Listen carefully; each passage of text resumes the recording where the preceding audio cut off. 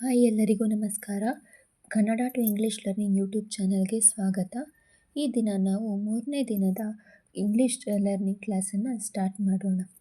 ಇವತ್ತು ಹಾಗಿದ್ರೆ ನಾವು ಕೆಲವು ಆಶ್ಚರ್ಯ ಸೂಚಕ ಅಂದರೆ ಎಕ್ಸ್ಕ್ಲಮೇಷನ್ ವರ್ಡ್ಗಳನ್ನು ಕಲಿಯೋಣ, ಸರಿನಾ? ಮೊದಲನೇದಾಗಿ ಕನ್ನಡದಲ್ಲಿ ಅದ್ಭುತವಾಗಿದೆ ಅಂತ ಏನು ಹೇಳ್ತೀವಿ ನಾವು, ಅದನ್ನು ಇಂಗ್ಲೀಷಲ್ಲಿ ಮಾರ್ವೆಲಸ್ ಅಂತ ಹೇಳ್ತಾರೆ. ಭಲೆ ಬೇಷ್ ಅನ್ನೋದನ್ನು ವೆಲ್ ಡನ್ ಅಂತ ಹೇಳ್ತಾರೆ. ಎಷ್ಟು ಸುಂದರ ಅಂತ ಹೇಳೋದನ್ನು ಬ್ಯೂಟಿಫುಲ್ ಅಂತ ಹೇಳ್ತಾರೆ. ಓಹೋ ಅನ್ನೋದಕ್ಕೆ ಏನಾದರೂ ಒಂದು ಪದ ಹೇಳಿದಾಗ ನಾವು ಹೇ ಅಂತ ಅದನ್ನು ಹೇಳ್ತೀವಿ. ಅಯ್ಯೋ ಅನ್ನೋದನ್ನು ವಾವ್ ಅಂತ ಅಥವಾ ಅದ್ಭುತವಾಗಿದೆ ಅನ್ನೋದನ್ನ ವಾವ್ ಅಂತ ಹೇಳ್ತೀವಿ.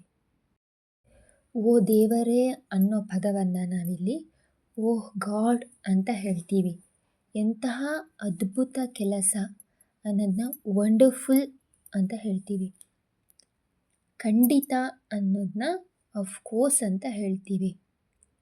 ದೇವರೇ ಕಾಪಾಡಿದೆಯಲ್ಲ ಅನ್ನೋದನ್ನು ನಾವಿಲ್ಲಿ ಥ್ಯಾಂಕ್ ಗಾಡ್ ಅಂತ ಹೇಳ್ತೀವಿ. ದೇವರ ದಯೆ ಅಥವಾ ದೇವರ ದಯೆಯಿಂದ ಅನ್ನೋದನ್ನು ಬೈ ಗಾಡ್ ಗ್ರೇಸ್ ಅಂತ ಹೇಳ್ತೀವಿ. ಯಾರಿಗಾದರೂ ದೇವರು ನಿನಗೆ ಒಳ್ಳೆಯದು ಮಾಡಲಿ ಅನ್ನೋ ಆಶೀರ್ವಾದ ಮಾಡೋದನ್ನು ಇಂಗ್ಲೀಷಲ್ಲಿ ಮೇ ಗಾಡ್ ಬ್ಲೆಸ್ ಯು ಅಂತ ಹೇಳ್ತೀವಿ.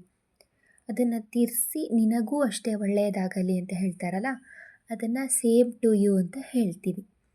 ಅದ್ಭುತ ಅನ್ನೋದನ್ನು ಎಕ್ಸಲೆಂಟ್ ಅಂತ ಹೇಳ್ತೀವಿ.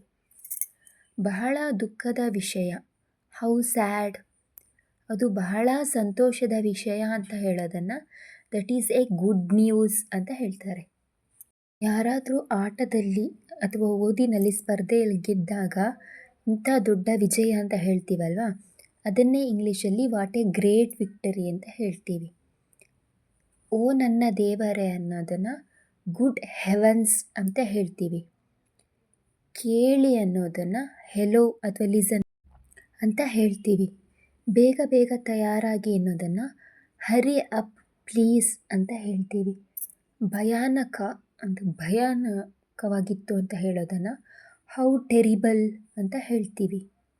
ಬಹಳ ಅಪಮಾನಕರ ಅನ್ನೋ ಪದವನ್ನು ಇಂಗ್ಲೀಷ್ನಲ್ಲಿ ಹೌ ಡಿಸ್ಗ್ರೇಸ್ಫುಲ್ ಅಂತ ಹೇಳ್ತೀವಿ. ತುಂಬ ಅಸಂಬದ್ಧ ಅನ್ನೋದು ಪದವನ್ನು ಹೌ ಅಬ್ಸರ್ಡ್ ಅಂತ ಹೇಳ್ತೀವಿ. ಎಷ್ಟೊಂದು ಧೈರ್ಯ ಅವನಿಗೆ ಅನ್ನೋದನ್ನು ಹೌ ಡೇರ್ ಹೀ ಅಂತ ಹೇಳ್ತೀವಿ. ಎಷ್ಟೊಂದು ಮಧುರ ಅಂತ ಹೇಳೋ ಪದವನ್ನು ಹೌ ಸ್ವೀಟ್ ಅಂತ ಹೇಳ್ತೀವಿ. ಎಷ್ಟೊಂದು ಸುಂದರ ಅನ್ನೋ ಪದವನ್ನು ಹೌ ಲವ್ಲಿ ಅಂತ ಹೇಳ್ತೀವಿ.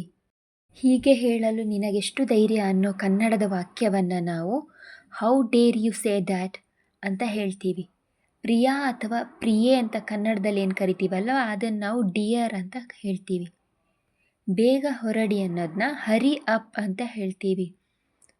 ದಯವಿಟ್ಟು ಸುಮ್ಮನಿರಿ ಅನ್ನೋದನ್ನು ಪ್ಲೀಸ್ ಕೀಪ್ ಕ್ವೈಟ್ ಅಂತ ಹೇಳ್ತೀವಿ.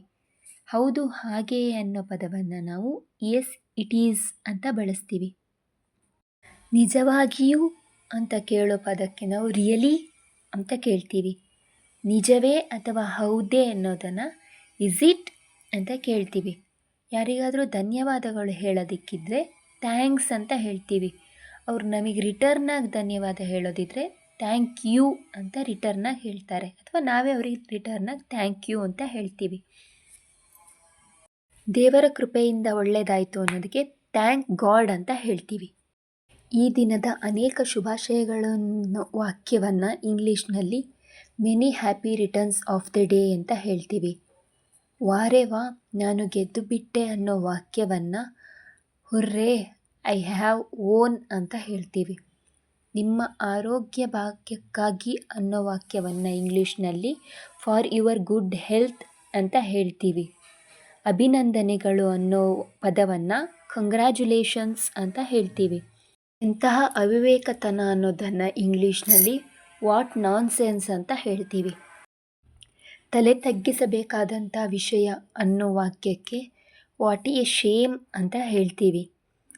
ಎಂತಹ ದುರಂತ ಅನ್ನೋ ವಾಕ್ಯವನ್ನು ನಾವು ಇಂಗ್ಲೀಷ್ನಲ್ಲಿ ಹೌ ಟ್ರ್ಯಾಜಿಕ್ ಅಂತ ಬಳಸ್ತೀವಿ. ಎಂತಹ ಆಶ್ಚರ್ಯ ಅನ್ನೋದನ್ನು ವಾಟ್ ಎ ಪ್ಲೆಸೆಂಟ್ ಸರ್ಪ್ರೈಸ್ ಅಂತ ಹೇಳ್ತೀವಿ. ಆಶ್ಚರ್ಯವೋ ಆಶ್ಚರ್ಯ ಅನ್ನೋದನ್ನು ಇಂಗ್ಲೀಷ್ನಲ್ಲಿ ವಂಡರ್ಫುಲ್ ಅಂತ ಹೇಳ್ತೀವಿ. ಛೇ ಛೇ ಅಂತ ಹೇಳೋದನ್ನ ಹೌ ಡಿಸ್ಕಸ್ಟಿಂಗ್, ಹೌ ವರ್ಸ್ಟ್ ಅಂತ ಹೇಳ್ತೀವಿ. ಎಚ್ಚರಿಕೆ ಅನ್ನೋ ಪದವನ್ನು ಇಂಗ್ಲೀಷ್ನಲ್ಲಿ ಬಿವೇರ್ ಅಂತ ಹೇಳ್ತೀವಿ. ಎಂತಹ ದುಃಖದ ಸಂಗತಿ ಅನ್ನೋದನ್ನು ವಾಟ್ ಎ ಪಿಟಿ ಅಂತ ಹೇಳ್ತೀವಿ. ಎಂತಹ ಒಳ್ಳೆಯ ಯೋಚನೆ ಅನ್ನೋದನ್ನು ವಾಟ್ ಆ್ಯನ್ ಐಡಿಯಾ ಅಂತ ಹೇಳ್ತೀವಿ. ಸ್ವಾಮಿ ಸ್ವಾಗತ ಅನ್ನೋ ಪದವನ್ನು ನಾವು ಇಂಗ್ಲೀಷ್ನಲ್ಲಿ ವೆಲ್ಕಮ್ ಸರ್ ಅಂತ ಹೇಳ್ತೀವಿ. ಯಾರನ್ನಾರು ವೆಲ್ಕಮ್ ಮಾಡಬೇಕಾದ್ರೆ ನಿಮ್ಮ ಸ್ವಾಗತಕ್ಕೆ ಅನ್ನೋದನ್ನು ಚಿಯರ್ಸ್ ಅಥವಾ ಚಿಯರ್ಸ್ ಟು ಯು ಅಂತ ಹೇಳ್ತೀವಿ. ಯಾವುದಾದ್ರೂ ದುಃಖದ ವಿಷಯನ ಕೇಳಿದಾಗ ಇಂಥ ದುಃಖದ ಸಂಗತಿ ಅಂತ ಹೇಳೋದಕ್ಕೆ ವಾಟ್ ಎ ಬಾದರ್ ಅಂತ ಹೇಳ್ತೀವಿ. ಹುಷಾರಾಗಿ ಅನ್ನೋದನ್ನು ಇಂಗ್ಲೀಷ್ನಲ್ಲಿ ವಾಚ್ ಔಟ್ ಅಂತ ಹೇಳ್ತೀವಿ. ದೃಷ್ಟಿಯಾಗದಿರದೆ ಅನ್ನೋದನ್ನು ಟಚ್ ವುಡ್ ಅನ್ನೋ ಪದ ಯೂಸ್ ಮಾಡ್ತೀವಿ. ಏನೇ ಬರಲಿ ಅನ್ನೋದನ್ನು ಕಮ್ ವಾಟ್ ಮೇ, ಏನೇ ಬಂದರೂ ಎದುರಿಸ್ತೀವಿ ಅಂತೀವಲ್ವ, ಅದನ್ನು ಕಮ್ ವಾಟ್ ಮೇ ಅಂತ ಹೇಳ್ತೀವಿ. ಇದಿಷ್ಟು ಎಕ್ಸ್ಕ್ಲೆಮನೇಷನ್ ವರ್ಡ್ ಅಥವಾ ಕನ್ನಡದಲ್ಲಿ ಏನು ಆಶ್ಚರ್ಯ ಸೂಚಕ ಶಬ್ದ ಅಂತ ಹೇಳ್ತೀವಿ ಆ ಶಬ್ದಗಳು. ಇನ್ನೂ ಹೆಚ್ಚಿನ ವಿಡಿಯೋಗಳಿಗಾಗಿ ಕನ್ನಡ ಟು ಇಂಗ್ಲೀಷ್ ಲರ್ನಿಂಗ್ ಚಾನಲ್ನ ಲೈಕ್ ಮಾಡಿ, ಶೇರ್ ಮಾಡಿ ಹಾಗೂ ಸಬ್ಸ್ಕ್ರೈಬ್ ಮಾಡಿ. ಧನ್ಯವಾದಗಳು.